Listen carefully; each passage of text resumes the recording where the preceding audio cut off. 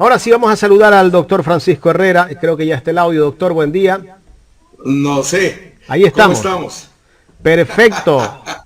Ustedes ahí que siempre me confunden. No, no, déjame saludar bien, pues qué gusto, Jaime, un abrazo cordial. Carlita, qué gusto ¿Cómo verle. está, mi querido doctor? Siempre es un gusto saludarlo y poder conversar con usted. Siempre es un gusto también conversar con usted, querida Carla, querido Jaime, gracias por la invitación. Un saludo también a Romualdo Zarango, es un grato colaborador de Ecuador Inmediato, así es que, Romualdo, también para usted un abrazo cordialísimo desde el grato espacio de Ecuador en directo. Gracias, doctor. Doctor, durante las movilizaciones que vivimos en el mes de junio, 18 días de movilización, los medios de comunicación digitales cumplimos, yo creería, un papel muy importante dentro de todas las jornadas, porque nosotros siempre fuimos a hacer un directo, no editábamos la información que se emitía. Acá en Guayaquil yo transmití, creo que cerca de 8 días de movilización en directo.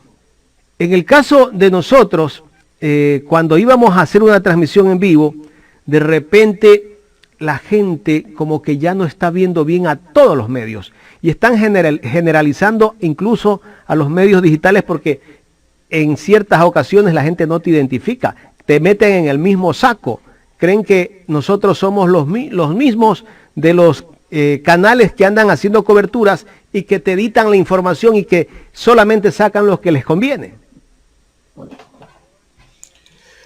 A ver, estamos viviendo un nuevo momento en la comunicación.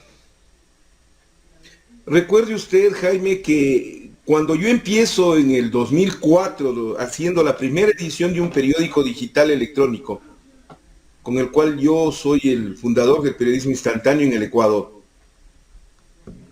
les demuestro que la comunicación es tan dinámica que la noticia ya no puede esperar o al noticiero del mediodía o de la noche o a la edición del día siguiente del periódico. No, ya el Internet había logrado borrar todo ese tipo de conceptos y de alguna manera el mundo tiene que acostumbrarse a otro tipo de comunicación.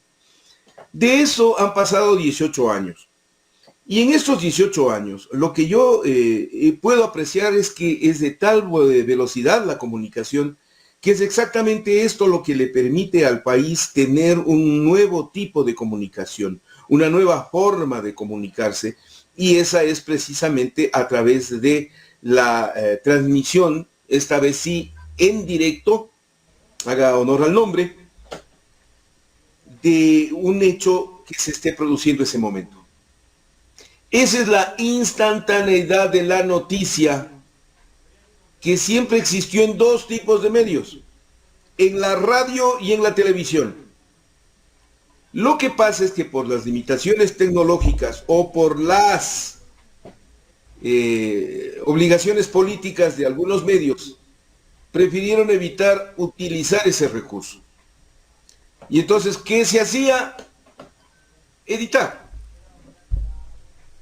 la conveniencia del medio, poner lo que consideraban o creían que era lo pertinente, muchas veces de forma antiética, y de eso viven hasta la presente fecha. O sea, eso no es nuevo. Tan no es nuevo, querido Jaime, que en estos momentos, en este paro, se demuestra que la necesidad de la transmisión urgente le ha rebasado ya a los medios tradicionales. Es la primera gran derrota.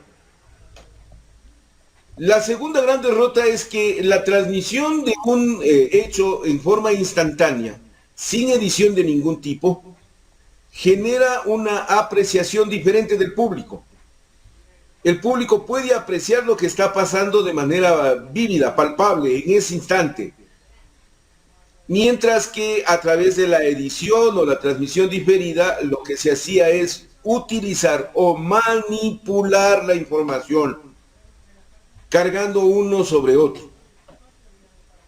Y lo tercero que acaba de pasar es que los medios tradicionales, acostumbrados a una especie de deformación de la comunicación y que quisieron hacerlo esta vez desde transmisiones en vivo, ya tuvieron que enfrentarse al público. Yo vi el caso de un medio digital, voy a obviar su nombre, pero fue muy conocido en los distintos espacios de la comunicación digital, cuando una reportera decía y afirmaba una serie de cosas en una transmisión en directo que eran falsas. Y entonces se presentó otra periodista y le interrumpió la transmisión y le dijo: estás mintiendo, no es verdad, lo que estás diciendo no es cierto. Era desde la reunión de la CONAIE con la Conferencia Episcopal Ecuatoriana. Y eso te obliga a mantener ya, ahora sí, a un contexto verdadero. Si hay una imagen que me queda de los hechos de junio del 2022, es a los reporteros de los lindos canales, transmitiendo desde los tejados, desde las terrazas. Tanto odio habían acumulado en contra del movimiento indígena que eran incapaces de acercarse siquiera a las manifestaciones, porque recibían el rechazo, recibían el repudio, se gritaban los nombres de los canales con asco, y les rechazaron y se retiraron y pidieron que no va. Entonces, mire usted, Jaime, mire usted, Carla, este tipo de detalles son los que hicieron diferente a un proceso de transmisión desde la prensa digital. Doctor, efectivamente sí, usted tiene razón, pero bueno, ahora tenemos bastantes medios digitales y medios digitales que, bueno, pues que se han hecho conocer. Pero desde mi punto de vista aquí ya no viene el tema de la inmediatez. La pelea no puede ser por la inmediatez, ¿no? Antes nos desesperábamos por tener la primicia, ¿no? Como medio de comunicación, sino más bien por la veracidad, porque hay medios digitales que están en el hecho, pero no dicen lo que es. No lo muestran de la forma que deben mostrarlo, sino que también están alineados. Entonces ahí viene todo ese rechazo y todo ese repudio que también se ve a través de redes sociales. Entonces, ¿cómo actuar? ¿Cómo manejarnos como medios digitales ante pues ese enfrentamiento o esa confrontación que también tenemos? Porque también estamos viendo que hay medios digitales que también tienen un sesgo, que también tienen una línea muy marcada. Correcto. Ahí lo que pasa, Carla, y me va a admitir usted, y esto yo lo preveía allá en el 2004, y esto se iba a expandir de tal manera que los medios de comunicación digital seremos muchísimos, múltiples. Es más, los medios tradicionales tendrán que mudar a lo digital. Así de simple. Entonces, en este momento hay demasiados. Pero ¿qué es lo que marca la diferencia? La marca, el nombre. ¿Y cómo se fortalece o se gana un nombre o una marca? En términos informativos, con un sello vital que se llama credibilidad. El público ya tiene ahora sí oportunidad de escoger al medio al que le cree, al medio al que le sigue. Y si nota, ahora ya es muy fácil, el público es muy hábil, es muy astuto, muy inteligente, para saber diferenciar entre un discurso y otro. Y por eso es que yo le voy a poner 3 nombres de medios de comunicación que en el paro nacional se ganaron la sintonía del público porque se limitaron a transmitir tal cual los hechos, sin comentarios, sin ediciones y sin deformaciones. Wambra Radio, Radio La Calle y el medio de la CONAIE, la cadena que estableció la CONAIE. La CONAIE ya está acostumbrada a mirar cómo su material se deforma. Esta vez decidieron hacer eso. Pusieron una cámara a transmitir, por ejemplo, las manifestaciones, a transmitir el diálogo, a transmitir las reuniones, a transmitir los debates o a transmitir los mensajes. Punto, sin comentario de ningún tipo. ¿Qué es lo que hicimos todos los demás medios? Y lo digo desde Ecuador Inmediato. Apreciando y valorando ese trabajo, tomar la señal y retransmitirla. Porque sabíamos, y usted, Carla, muy inteligentemente lo anota, por el sesgo de otros. Los que metieron el sesgo son los que metían los comentarios, son los que incidían, son los que de manera insidiosa trataban de generar la noticia. Y ellos no tuvieron sintonía. No tuvieron sintonía. Porque mire usted, Carla, en este momento, por ejemplo, el universo de la información es tan amplio, tan grande, que tener unos pocos miles no es sintonía. Usted debe tener cientos de miles para considerar sintonía. Eso es lo que en este momento entró en disputa. Y no tuvieron los canales.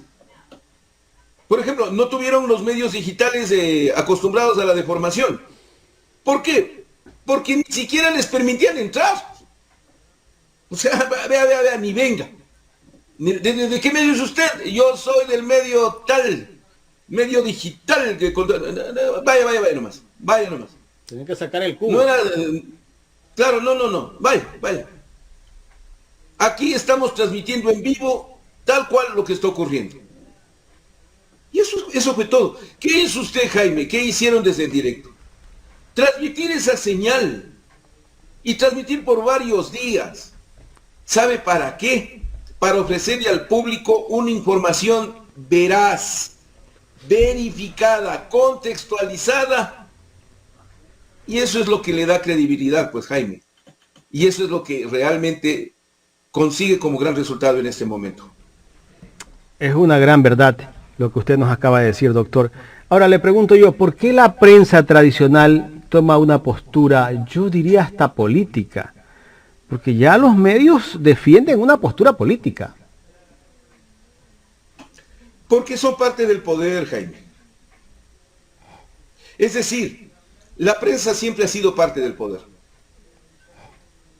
Y ha puesto el poder y manipula el poder y maneja el poder. Pero en el momento en que la prensa se ve enfrentada a una democratización de la comunicación como ha sido el Internet, perdió el poder. Perdió el poder, así de simple. Entonces, ¿qué tratan de hacer con ello? Consolidar el poder, pero no pueden. Porque ya han acumulado detrás de sí un alto grado de falta de credibilidad. ¿Usted cree en los canales de televisión que en este momento tratan de transmitir alguna noticia sobre el movimiento indígena? No, por su sesgo. Y ese grave problema les contaminó en esta ocasión, peor que el coronavirus. Y por eso la gente ya les repudió, ya abiertamente. Si en octubre del 2019 ya tuvimos un manejo difícil con la prensa, en el 2022 el repudio es evidente. Insisto, la peor imagen que dio la prensa ecuatoriana de los lindos canales fue transmitirse desde los tejados, andaba por los techos, andaba.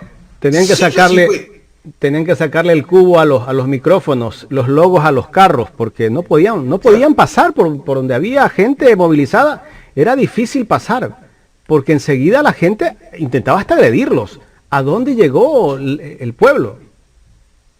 Debe la prensa tradicional ecuatoriana, porque este debate ya se dio a nivel mundial, ya fueron entendiendo, pero acá todavía no entienden.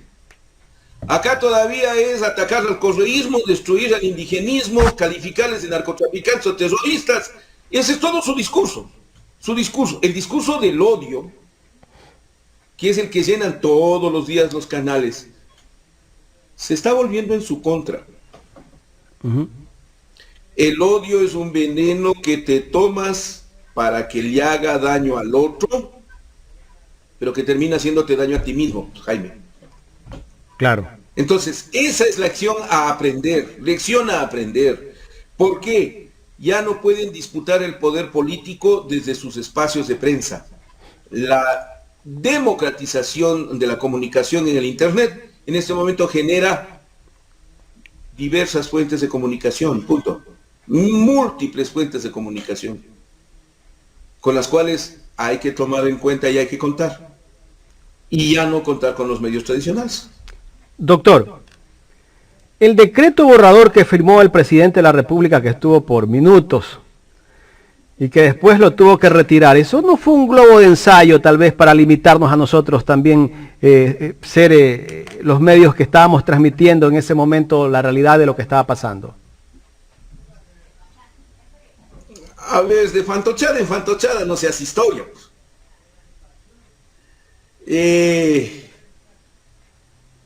Lo que pasa es que el gobierno y quienes son sus asesores, lamentablemente no entienden el nuevo momento que vive la comunicación desde hace algunos años. Por eso yo cuando hago el recuerdo de cómo fue que yo empecé el proceso de digitalización de la prensa en el Ecuador, recuerdo que entendía que la comunicación iba a ser múltiple y diversa. Y por lo tanto, Jaime, incontrolable. En este momento, no hay legislación en el mundo que pueda controlar el Internet. No hay. Los intentos severos por tener control sobre páginas web, sobre redes sociales, sobre expresiones, sobre transmisiones en vivo y demás, hacen imposible que se puedan controlar. El ejemplo más puntual es China. China trató de controlar las páginas web, las redes sociales y no lo pudo. Tuvo que crear sus propias páginas web, sus propias redes para tratar de manejar o conceptuar el manejo de la información. Entonces, eso no entienden en el gobierno del Ecuador, no entienden. Todavía están sustentados en los lindos canales y las cosas esas, cuando en realidad está tan disperso que en el momento mismo en que emite la fantochada del decreto, la burla, el ataque, la ofensa, la destrucción de mencionada posición del gobierno, en minutos le hizo cambiar. Porque era tan amplio el reclamo que el gobierno no siquiera pudo intentar contenerle. Claro. Entonces, no creo que fue un intento de control. No.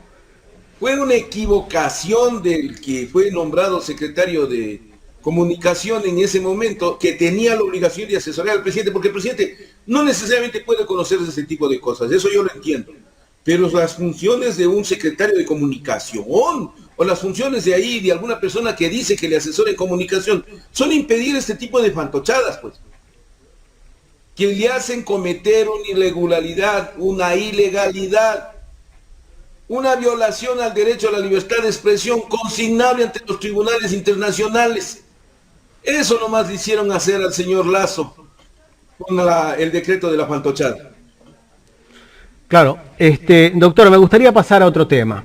Me gustaría analizar con usted las acusaciones que hace el presidente de la República. El presidente de la República no ha ido a ninguna mesa de diálogo. Él ha mandado a su delegado, al ministro de Gobierno y a los que van a participar de esas, o están participando de esas 10 mesas de diálogos. Pero en medio de todo esto que estamos viviendo, el presidente Guillermo Lasso lanza acusaciones incendiarias. Sigue diciendo que la dirigencia indígena ha sido financiada por el narcotráfico. Primero dice 15 millones de dólares, luego dice 18, luego dice 20, o sea, ni siquiera tiene claras las cuentas que se podrían haber pagado en el tema del financiamiento de las jornadas de protestas. ¿Qué criterio merece ver a un presidente que cada vez que se lanza su discurso escuchamos cualquier disparate? Lo que el Ecuador no debe normalizar es los exabruptos del señor presidente. Ya son varias las ocasiones en las que el presidente se sale de la ropa y dice alguna cosa que no es consecuente ni con el cargo que ostenta, ni tampoco con el respeto a la dignidad de las personas. Me preocupa. ¿Por qué? Porque la consideración al presidente, y yo le tengo consideración al señor presidente Guillermo Lasso, como creo que debemos tenerle todos los ecuatorianos, en función de su altísima dignidad o lo que se llama la majestad del poder. No por nada se llama así. Pero no solo se le debe tener el ciudadano, sino que el mandatario, el dignatario debe tenerla con sus ciudadanos. Claro. Y ese es lamentablemente el problema o la falta de comprensión del presidente, de que él tenía, por ejemplo, coincido con usted, estimado Jaime, que debía concurrir a los diálogos. Debía concurrir. Eso le hubiera ayudado muchísimo a la credibilidad en el mandatario. Estas expresiones de vincular al narcotráfico con el correísmo y al correísmo con el terrorismo son una estrategia implementada desde que llegó al gobierno el presidente Lasso. Esto es parte del lenguaje verbal, por ejemplo, del asambleísta Fernando Villavicencio. Es parte del lenguaje o la expresión de varios funcionarios del régimen, del Ejecutivo. Con ello empezó la acusación del señor ministro Luis Lara Jaramillo, o el señor ministro del Interior, el señor Patricio Carrillo Rosero. Ellos empezaron con esta insinuación que luego se convirtió en acusación de estar financiados por el narcotráfico. Lamentablemente ellos consideran que no existe memoria colectiva, cuando lamentablemente para ellos, y en beneficio del país, en la prensa digital está el repositorio de todas esas acusaciones, expresiones y hechos que pueden contradecirles. Si voy a ser duro con esta expresión, no lo lamento. Este es el gobierno de los narcogenerales, ¿no? Uh-huh. Este es el gobierno de Guillermo Lasso, el gobierno de los narcogenerales.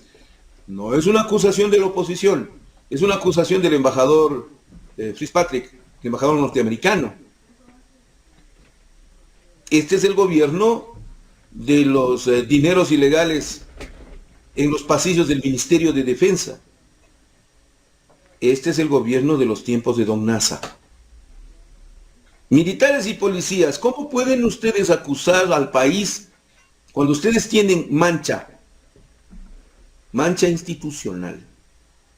Habría que recordarle eso al señor ministro Luis Lara Jaramillo o al señor ministro Patricio Carrillo Rosero. Pero de una afirmación X, no tan X, afirmación respecto al narcotráfico, convertirla en una acusación directa de parte del presidente de la República, debieron haber pensado seriamente en lo que estaban haciendo. ¿Por qué? Porque el presidente de la República ya lanza una afirmación y se atreve a dar cifras de entre 15 y 20 millones. Eso quiere decir que al presidente le llegaron con ese tipo de información, le llenaron con ese tipo de información. ¿Qué ocurre después? Que midiendo los efectos de lo dicho, y hasta los lindos canales se les ve obligados a salir a tratar de aclarar el asunto. La corrección fue peor. Uh-huh. ¿Por qué? Porque el ministro Patricio Carrillo Rosero tuvo que salir a desmentir al presidente de la República. Al tener que decir, no, a ver, no hay nada concreto. Se está investigando. Está en manos de la Fiscalía. Y esa cifra es un cálculo que hicimos del mantenimiento. No. Esas acusaciones también las hizo Fausto Cobo, ¿no? Claro. Y entonces, ahí uno presume que puede ser que los ministros de Estado tenían una información, el presidente tiene otra información, nadie sabe qué entregaron a la Fiscalía, bueno, no se debe saber porque es reservado todo proceso, pero ¿quién le dio esa información? Y entonces ahí viene la duda sobre el coronel Fausto Cobo Montalvo. Ahí viene la duda. ¿Quién les dio esa información? ¿Cómo lograron esa información? ¿Está siendo bien utilizada la información del Estado? Porque a mí me parece importante que tengamos información sobre cómo es el movimiento del narcotráfico, el lavado de dineros, la actuación indebida o irregular. Sí, de eso estoy de acuerdo. Pero con lo que no estoy de acuerdo, Jaime, es con aquello que señala de manera expresa y abierta el fijar asociaciones ilícitas en la oposición, endilgándoles un delito muy grave. Claro. Doctor, ¿usted cree que de acuerdo a lo que estamos viendo en estas acusaciones que ha hecho el presidente de la República, estas mesas de diálogos tal vez lleguen a un feliz término? Mi primera impresión es que no. Yo le pregunté justo el sábado en Ecuador Inmediato, en directo. Llevamos el mismo nombre, por cierto, vea, Jaime. Lo cual me alegra. La coincidencia. Usted es inmediato, yo soy directo. Y lo importante es que somos amigos. Bien. Ya ven, es esa habilidad de la reacción. Yo le pregunté a Hattari Sarango, el magíster Hattari Sarango, vicepresidente de la FENOCIN. Me dijo abiertamente, preguntándole justamente sobre este tema. Y yo no tengo confianza en el gobierno. Y ese es el detalle, no hay confianza en el gobierno. En 80 días tiene que resolver todo. Y no hay confianza en el gobierno. No hay, punto, no hay. Y eso a mí me parece preocupante. El gobierno debe mantener, por sobre todas las cosas, la palabra. Es algo que en este momento no tiene credibilidad. El gobierno debe incrementar la confianza. Como bien lo decía el señor ministro Francisco Jiménez, muy claramente. Lo que no hay es confianza. Ustedes no tienen confianza en mí. Les pido que confíen en mí esta vez. Y bueno, en efecto, con el paso de los días, el ministro volvió. Entonces, este tipo de declaraciones, la del narcotráfico y el terrorismo, lo único que hacen es abrir mucho más la brecha de la desconfianza en el régimen para que cualquier resultado que venga sea dudable. No se lo puede apreciar ahora, pero veamos con el paso de los días.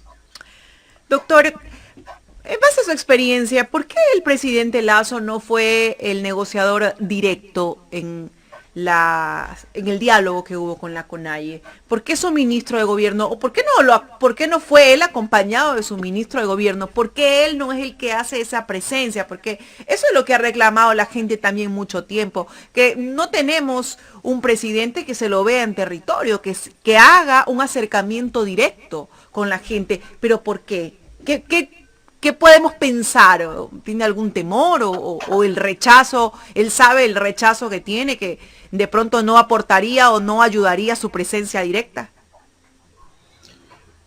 Yo tengo la impresión de que se manejaron estrategias para la negociación. Y hay estrategias para la negociación. Yo, por ejemplo, aprecié una cuando el ministro Francisco Jiménez abre las puertas. Otra cuando el presidente de la República patea la mesa y dice ya no quiero negociar con ISA. Eso es forzar las situaciones en el manejo de la estrategia de negociación al punto en el cual tienes que obligarle al otro a que se siente a negociar. Y en ese plano me parece que el gobierno, no sé con quién contó como asesoría. Que el presidente debía estar sí y no. ¿Por qué no? Por el temor, por la falta de confianza, en cambio, ya desde el lado del gobierno, por la experiencia anterior. Recuérdese usted, Carlita, cómo fue ese encuentro entre Lenín Moreno y Leonidas Issa y Jaime Vargas. Los ministros son unos vagos. Usted no entiende, no le maximiza el correísmo, el tractorcito de los $30. Fue un espectáculo que humilló a Lenín Moreno. En este caso, el gobierno no quería cometer el mismo error. El presidente no estaba en posibilidades de sentarse a negociar. No estaba. Bajo la consideración humana. Pero, y ahí usted tiene razón, sí debía estar porque él es el factor decisor, porque él es el que toma las decisiones. Y al tomar las decisiones, Carla, su palabra en ese momento se comprometía para que en efecto se dé lo que Jaime hace un momento reclamaba en cambio ante la falta de confianza. Bueno, él digamos que él no tenía la calidad moral para sentarse a negociar porque nadie cree en él. Entonces no se iba a exponer a que le digan, mire señor, usted es un mentiroso, mire lo que ha prometido, así que no nos va a decir lo que proponemos. Pero bueno, basado justamente en esa lectura cotidiana, por así decirlo, ¿no? ¿Se mejorará la apreciación que tiene el pueblo de Guillermo Lasso? Porque usted sabe, y lo tenemos claro, y las encuestas lo dicen, que tiene una negativa, estamos hablando de un 90%. O sea, la gente no le cree. Es más, la gente ve una cadena televisiva y hasta cambia de canal. No le cree. Sí. ¿Podría mejorar esa apreciación que en este momento tienen los ecuatorianos en el presidente Lasso? ¿Podría? Porque, bueno, nos quedan todavía 3 años de gobierno. 2 años, 11 meses y algo más de 15 días. Bueno, está bien. Nos está contando. Nos está contando. No, yo nunca he hecho eso ni lo volvería a hacer. Bien sacadita la cuenta. Así no. Mira. Y yo parto de una afirmación, Carla y Jaime, que les va a sorprender. Yo no creo que este sea un gobierno débil. Este no es un gobierno débil. En el paro, y el de los 18 días de junio del 2022, se demostró que el gobierno cuenta con 4 respaldos. 4 patas de la mesa que le consolidan en el poder. El gobierno cuenta con las Fuerzas Armadas. El gobierno cuenta con el poder económico de este país, la clase oligárquica. El gobierno cuenta con la clase política. Con una parte de esta clase política y la clase dirigente del país que impiden, por ejemplo, la destitución o que se maneja gremialmente, que se maneja institucionalmente en favor del gobierno. Y finalmente, la cuarta pata de la mesa, el gobierno cuenta con la prensa rastrera en general. Entonces es un gobierno que no es un gobierno débil, y lo sabe. Y por eso es que me da la impresión de que importa poco que el 82% en el Ecuador rechace la gestión del presidente Lasso. Si soporta una movilización como la de la CONAIE y se sienta a negociar, es un gobierno que entiende qué puede y hasta dónde puede llegar el manejo de su economía, de su política y de su sociedad. Entonces, en base a esa lectura, doctor, que usted nos da, ¿quién se debilitó más? ¿La CONAIE o el gobierno? Sin duda que los dos. ¿En qué momento el uno, en qué momento el otro? Los 18 días del paro son 18 días muy fuertes en contra del régimen y fortalecen a la CONAIE. La CONAIE, en el momento en que firme el acuerdo, la CONAIE tiene que salir a explicar a sus bases y hasta sus propios socios en el paro, que son la FEIN y la FENOCIN. O sea, en ese momento es un momento de debilidad. ¿Cuándo se pueden consolidar los dos?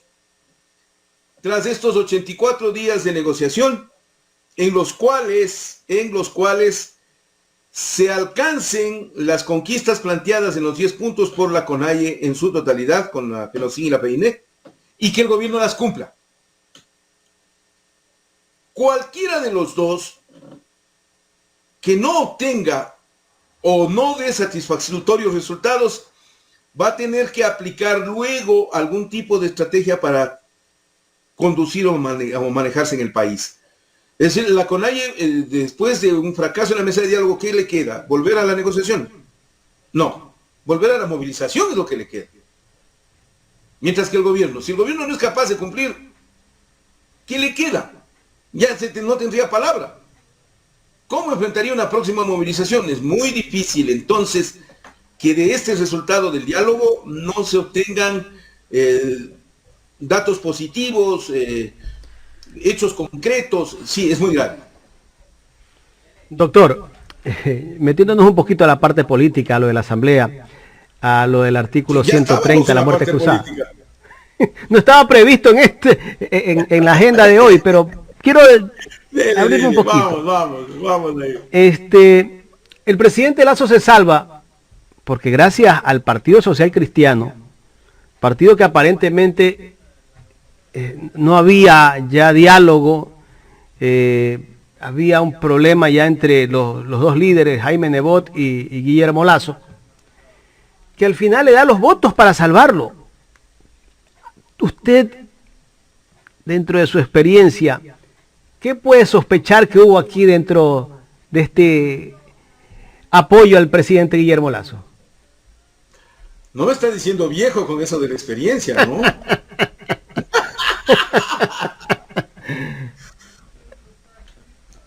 Verá, el manejo del poder en la derecha siempre se consolida en torno a un objetivo común: el salvaguardar el capital. Así de claro. Y el factor capital es vital para todos estos sectores. Todos defienden un objetivo. Exacto. Mientras que en la izquierda es el manejo de lo ideológico, es el manejo de lo humano.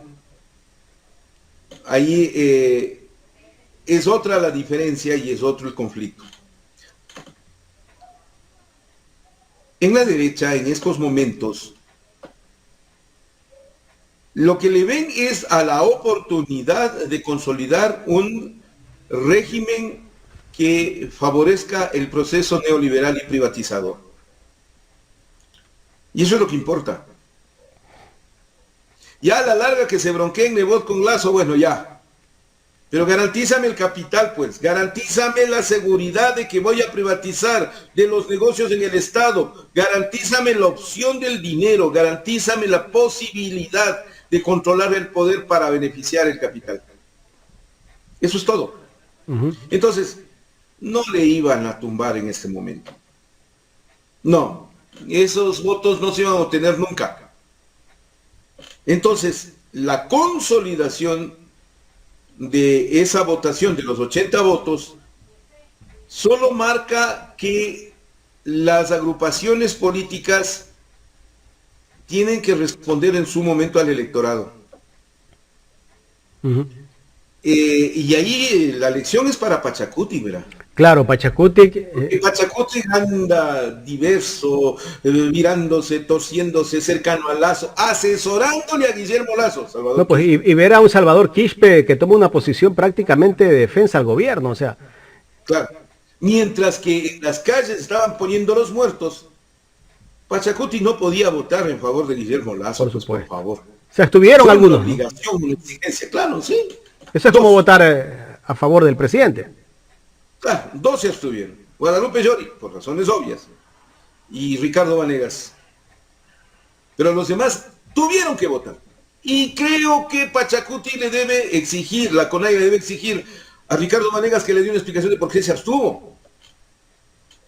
Insisto, en la calle los indígenas ponían los muertos y en la asamblea quisieron poner los votos. Entonces, el grave problema de esto, ¿sabe cuál es, Jaime? Que el presidente de la República considere que fue un respaldo a él, que no fue una destitución porque fue en contra de él o que le debe favorecer. Sería una grave equivocación si el presidente lo toma así. Muy grave. ¿Por qué? Porque no fue un respaldo al presidente, no fue carta blanca, no fue absolutamente nada que pueda considerarse como apoyo. No es. Y entonces ese es el peligro en estos momentos. Y yo le veo al presidente en ese plano.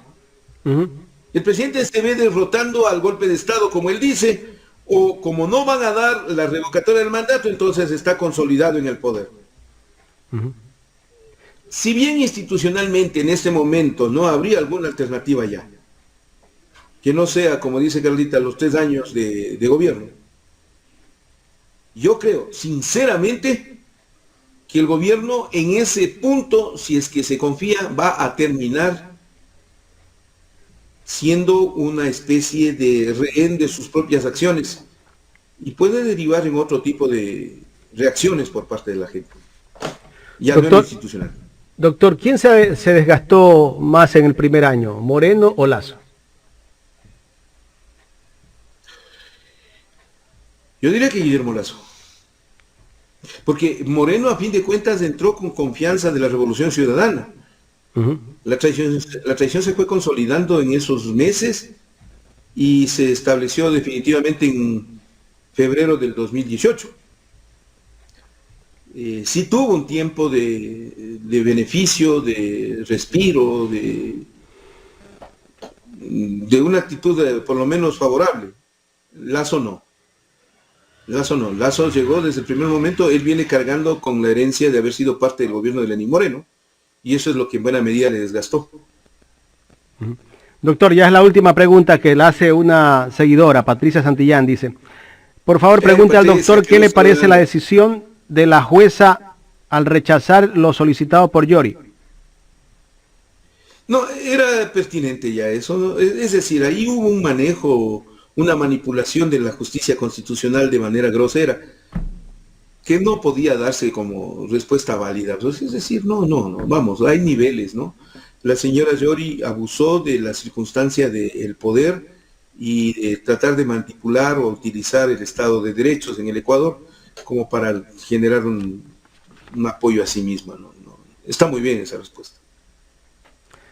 Quiero agradecerle, doctor, por haber aceptado este diálogo. Siempre, Carlita, Jaime, gracias a ustedes más bien. Qué gusto da conversar con ustedes, ¿ah?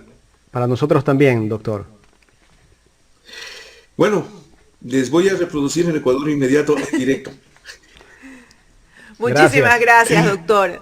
Muchísimas Seguro. gracias. Gracias. Esperamos vernos Gracias. pronto. Ojalá venga a Ustedes Guayaquil, mandan. lo recibimos acá, en estudios. Si ganas, sí me da, oye. ¿Cuánto tiempo que no viene a Guayaquil? Un año. No. Yo estuve un año antes de la pandemia. O sea, serían 3 años. O sea, Aquí lo 3 vamos a años. recibir Nosotros con que- café pasado y bolón. Esa. Y luego una guatita. Por Perfecto. supuesto, por supuesto. A lo guayaco, como se A lo merece. guayaco. Qué gusto Gracias. verles. Saludos cordiales. Gracias al doctor Francisco Herrera Arauz, director de Ecuador Inmediato. Hemos hablado de varios temas importantes. Así es, de varios temas y sobre todo ese rol importante que está cumpliendo la prensa, sobre todo la prensa digital, ¿no? Donde, bueno, pues vamos en evolución y donde la gente ya tiene esa decisión de escoger. Así que ustedes que escogieron Ecuador en directo y que también escogen Ecuador Inmediato,